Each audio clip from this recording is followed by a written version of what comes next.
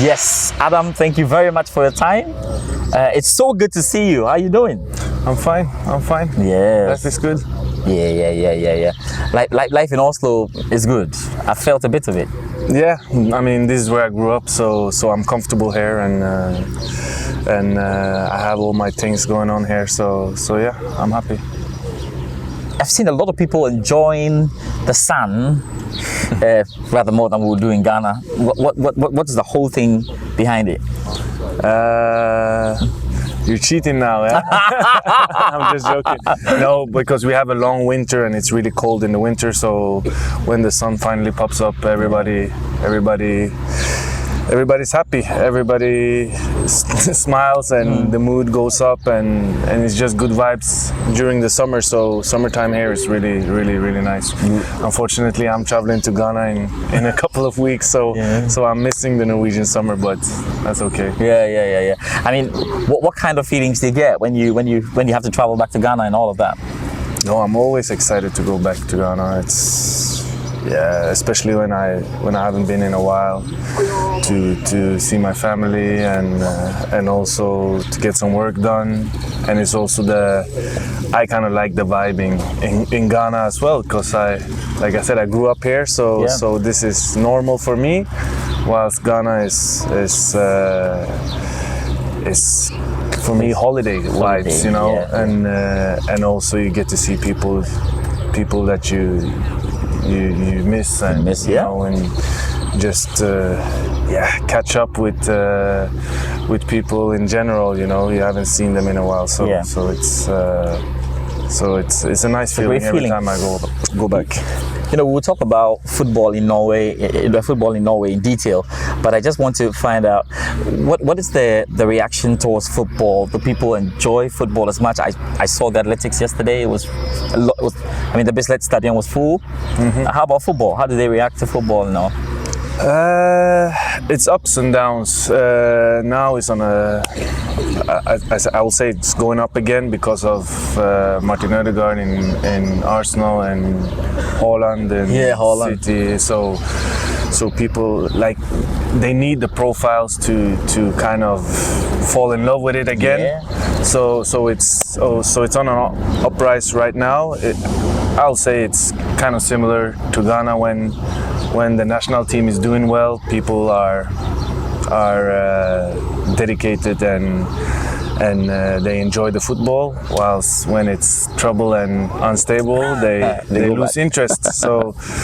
So it's kind of similar here. And the club football, it's like those who have success. When the clubs have success in Europe, that's when the interest is high. And of course when things are not going that well, it drops a bit, but I'll say it's good times in front of us when it comes to football in Norway and hopefully also in Ghana. That's right. A lot of people, I guess, very excited to see you on this interview. Let's talk a little bit about, you know, the Black Stars, and let's start with that game against Brazil. I wish you took us through it. I mean, at which point did you know you were going to be in the post, and how did you mentally prepare? Because that Brazil team had all the guys, had all the top guys. How did you get to know you were going to be in post, and what was the process the process of thinking there for you? That was so long ago, but I remember we had a qualification game in Ghana first against Swaziland, which was my debut. Yes. And I was excited to just get my debut, you know, something I dreamt of for my whole, my childhood, and obviously Ghana was what I wanted since I was a child. Yeah. And finally I got that chance, and I was just happy and proud. And then the Brazil game came a couple of days after. Yeah. And to begin with, I think we were going to keep one half each. Yes. And Richard got a minor injury during the warm-up. Yeah. So they told me that I was going to keep the whole game. Wow. And I mean, that was I don't know. I don't really remember what went through my mind, but it's just another game. You know, you just go and play. I felt like we didn't have that much to lose. You know, it's a friendly game. You go and play, and you're playing against a good team. We did. I'll say we did our job, but of course, after I think 30 minutes, when we got a red card, I got a little bit scared. I was thinking, like, this is going to be a long night, but I think we did well. Yeah. As a team and also individually, and it was just a good experience. And it's nice to tell my son that I've played for the Black Stars for some years, you know. And to show that game to him, I mean, because the saves you made were absolutely crazy. I mean, good saves. At a point, Ronaldinho himself was shaking his head like, this guy. Yeah, it was a good game. Like you say, it was a good game. But I mean, of course, that's what people always talk about, that game, but it's just a game, and it's of course a good experience, a nice experience, but you're done with it so like kind of quick after, you know. The next game I played was I think 3-4 days after, and I wasn't that good in that game, you know. So you can't really sit back and enjoy those moments for too long. You just need to move on. But of course, a nice experience, just like all the other games that I put on that jersey. I always felt proud when I played with that jersey. So the Brazil game was just one of those games. Yeah, one of those. Yeah, you are the Africa Cup of Nations. You are the World Cup. I mean, how was it for you? You know, properly, you know, mixing with the Ghanaian flow. I mean, did it take you a longer time to really get the psyche of the fans and all of that? No, I was enjoying it, to be honest. Especially in the beginning, I was enjoying it because everything was new to me. Yeah. Like I grew up here, different culture, and also different football culture. Yeah. Dressing room culture, preparations, everything was different. So I had to adjust a bit, which I found in the beginning it was exciting, you know. But as you grow older, you get more experience. You know what you need, and you know what you what you need before every game, every training session, and all those things. And after a while, it was harder actually, because that excitement, it kind of goes away after a while. So you get back to normal, and you need those normal things to prepare what you're used to, you know. Yeah. But I mean, like I said, every time I went to represent Ghana, I was excited. I really looked forward to it, and a lot of nice teammates that I don't talk to them every day, but I really appreciate what I learned from them, and what they gave me, and what kind of I'll say influence they had on my life, and the way that I saw things. But of course, it's football, like every other job. It's ups and downs, you know. So I had a lot of nice moments, and also some parts that I wish I won't say spoke up or handled better. Could have handled better, yeah, or different. I'll say different. Not for me to do better, but I think if we all did that as a group, I think we would have had better results in a lot of the, I'll say, the tournaments. The tournaments, like the World Cup, like the AFCON. Yeah, because we're together for a longer period, and you really need to be together. when you're with 40 other players, players and men. Everybody has their ego. Everybody has their own agendas in different amounts, I'll say. Of course, we all want to. I hope everybody wanted to play for the team and for the nation, but of course, you can't come around it. Some people have their own agendas, and that's just how it is. But we should have been able to kind of be more unified, more unity. I'll say that, because I have a feeling that towards the end of all these tournaments, things started to go up there. Yeah. Whilst in the beginning, it's good harmony. Everybody's happy. We're going to a tournament, a big tournament. We're gonna do well, and then you get some incidents happen, and then all of a sudden things start to shake, and I wish we would have handled that better, because we, like I said, we're grown men, and it's not about us. It's about the team. It's about the country. It's about, so I know how much, I've seen that here as well. I know how much success for national team will do with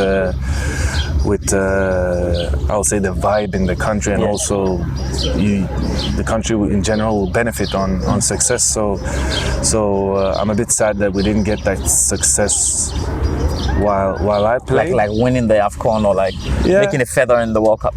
Yeah, that would have been really nice, and I really hope that they go further than any African team have done in Qatar. Because I feel like we're a football nation, and not only I'll say the country deserves it. We're hungry for success. You can tell football is big in Ghana, so I just hope that they can really do well. Yeah. How do you think you handle the more or less the pressure tag of having to replace Olele Kingston, because then he was almost done there with the Black Stars for about, and you were like the main man. How did you handle that tag? To be honest, I didn't really think of it. Okay. It's just because he was there when I came in the first 2-3 camps. Yeah. And he had his issues with his body. I mean, he was getting older. Yeah. And it was natural. I really enjoyed my time with him, because I felt like it was a healthy situation. And also with the coach at the time, the goalkeeper's coach at the time, Ansa. Which was, I felt like he knew how to kind of, I'll say, handle me. I won't say that transition. I won't say that I am someone that you need to be able to handle. But it's more of, if I am going to play, I need to prepare you. So what do you need? Instead of, this is how I want to do things. He asked me questions. What do you want to do? How do you prepare? How can I get the best out of you? Which I think is the right way to go, because he is not my daily coach in my club. In my club, if my coach tells me you need to, because we work together for a longer period, I'm coming there for 2 weeks. We got 2 weeks to work. We can't change the whole. As a player, I need to adjust to the style and to the environment and all those things. But when it comes to the coaching part, he needs to adjust, especially for our position. He needs to adjust to us, because you don't want your goalkeeper to lose form in 2 weeks. You know what I mean? Yeah. Because if I don't do then obviously things are going to happen, maybe. And it's all about confidence as well. You feel confident when you're comfortable with what you're doing as well, and of course he's supposed to push me, but push me in the right direction. So just looking at the two, the Africa Cup of Nations experience, World Cup experience, which one was more disappointing for you? I mean, which one really affected you in terms of what you expected the team to do, the level you expected them to reach, and the disappointment? Was it the AFCON or was it World Cup? No, the first AFCON we lost in the semi-final against Zambia. Yes. So everything was okay until the semi-final. When we lost, that's where the trouble started, because we were all disappointed. So I would say that tournament was that's natural. We were all disappointed. We all wanted to win. We went out in I won't say disappointing way, but we were unlucky. We missed the penalty, and we really had the chance to win that game. Yeah. So we were all disappointed. So I understand that I won't say that tournament was so disappointing the way we performed or anything, because we were starting to get going, and then we lost that game, which we easily could have won as well. Yes. So that was, I'll say, a nice experience, and then but the World Cup was disappointing. We can all say that. Yeah. I mean, I'm not gonna sit here and cry about how things went. You know, I'm over it now. You know, I'm past it. You know, of course. But I felt that's a tournament where I felt like we are not together at all. As players and as like this is technical just team, everything. Yeah, it wasn't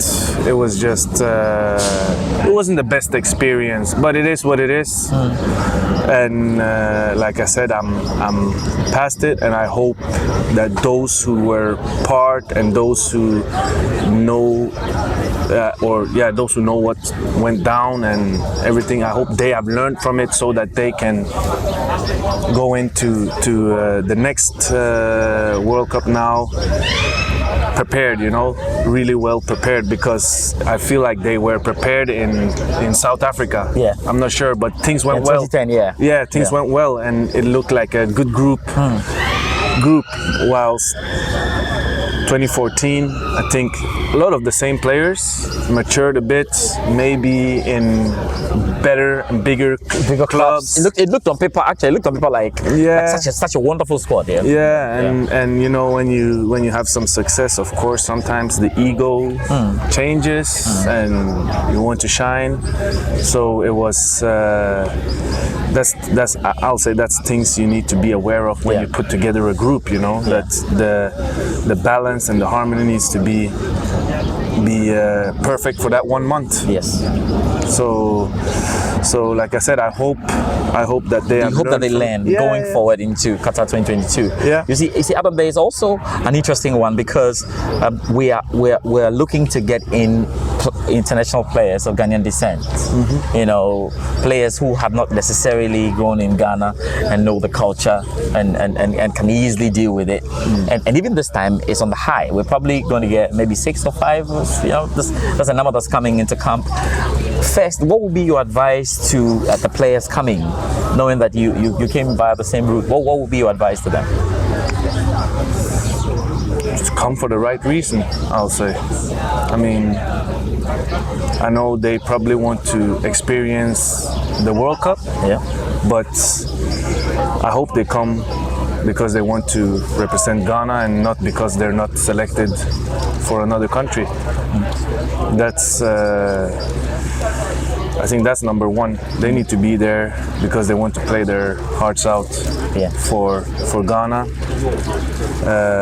That's number one. And number two, I mean, that one is hard because it's been a while since I've been around, so I don't really know how things are done in camp right now, but adjust quick and do your best, basically. I mean, it's really hard. The mixture, like if you look at the technical team, the profile of this technical team, Otto Addo played a lot of football in Germany, he has played a bit in Ghana. George Boateng is handle under Aston Villa under 23.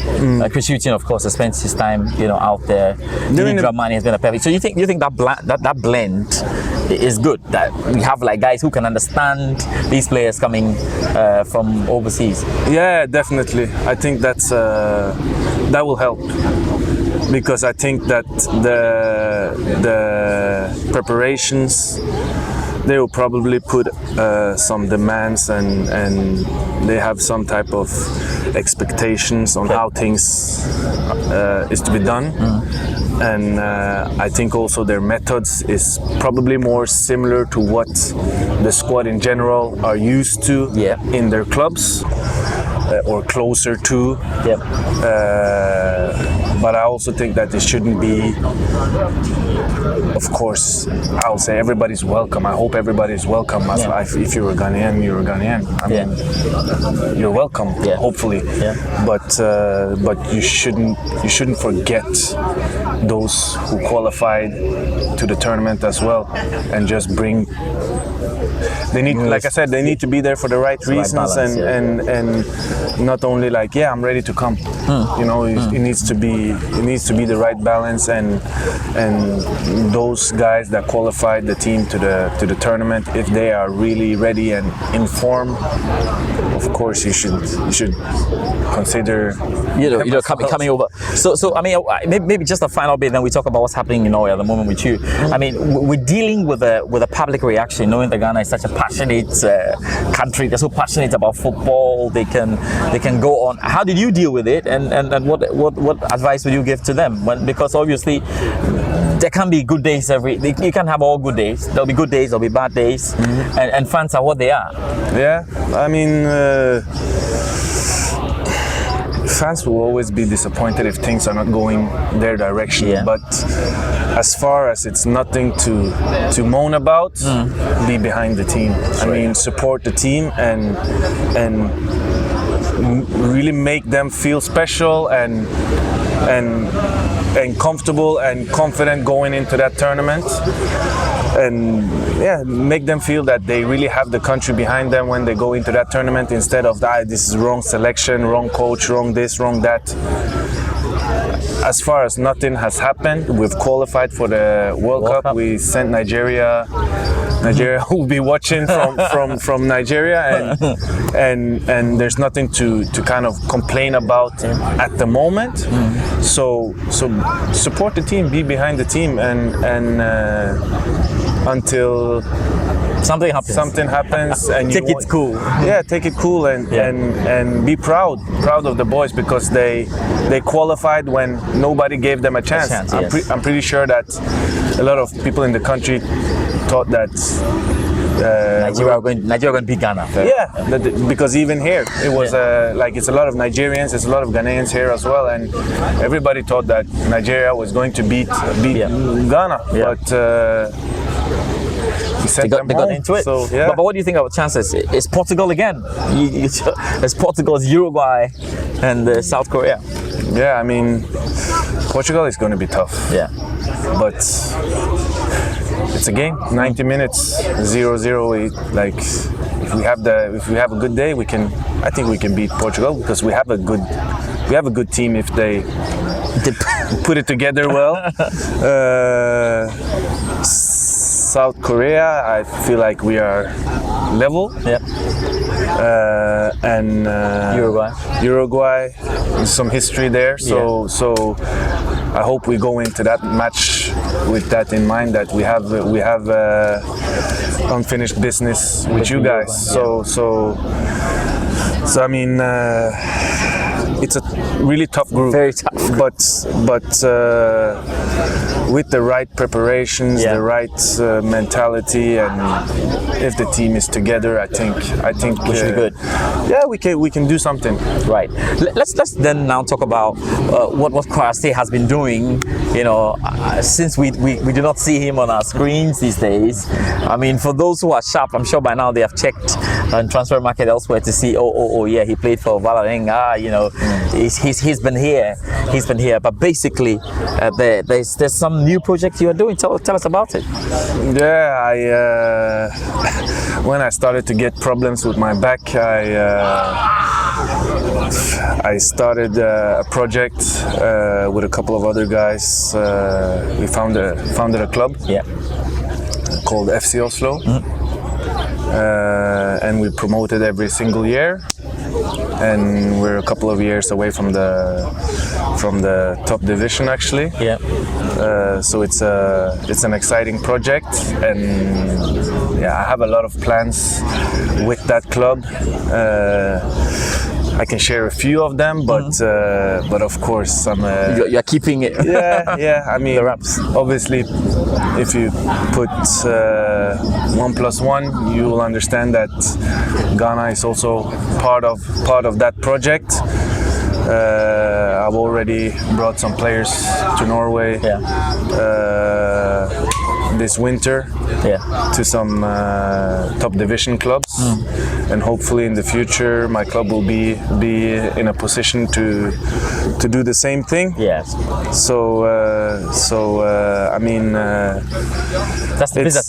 So basically, at the moment, you were like what, sporting director, yeah, I actually coached the team as well. coach the team, administrator. How are you managing this transition from a player then to sporting director? You have an administrative head as well. How are you managing that? No, it's just passion. I mean, you live and learn. I've learned from all the places that I've been, all the coaches I've had, all the directors, and also the structure of the clubs that I've been part of, even the Black Stars as well. I've learned from my experiences there, and I've tried to kind of put it all together where I'm at now, and so far it's been good.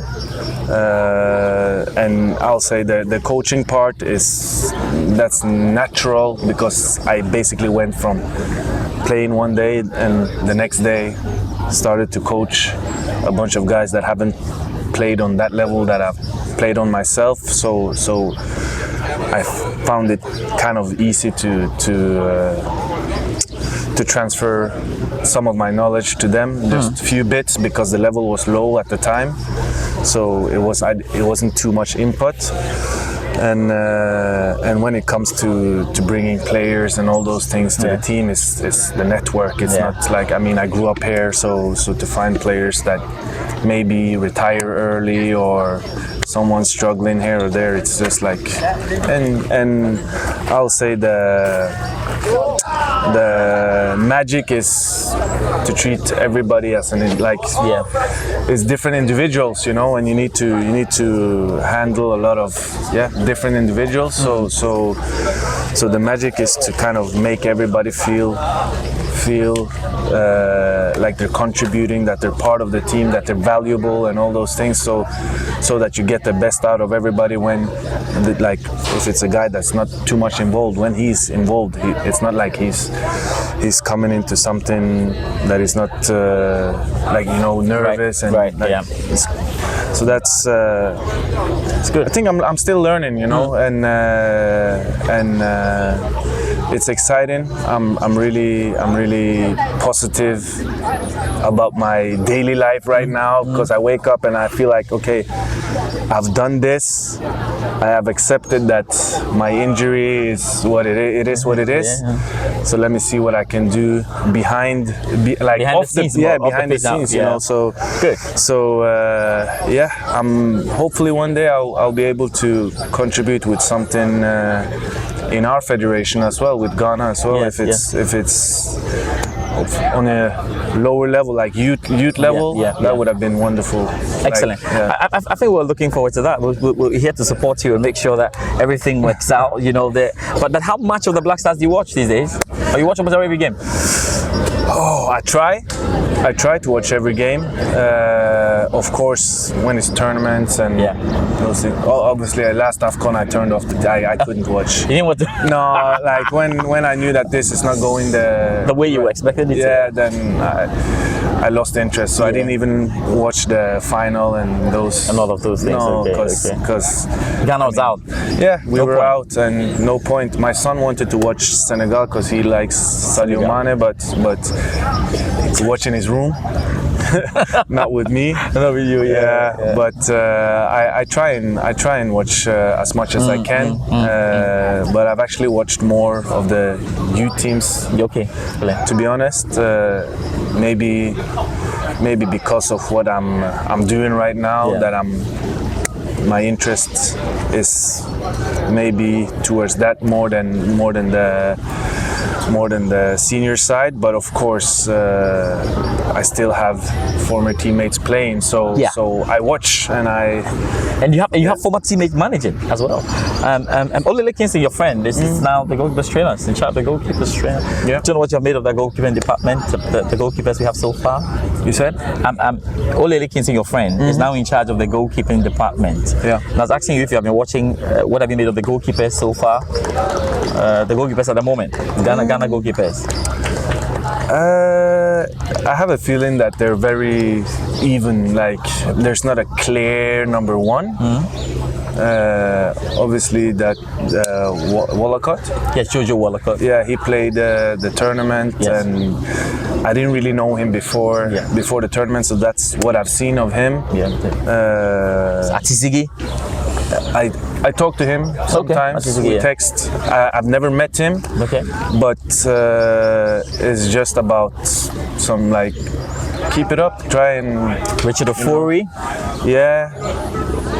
I played with him as well. Yeah. He's a good goalkeeper.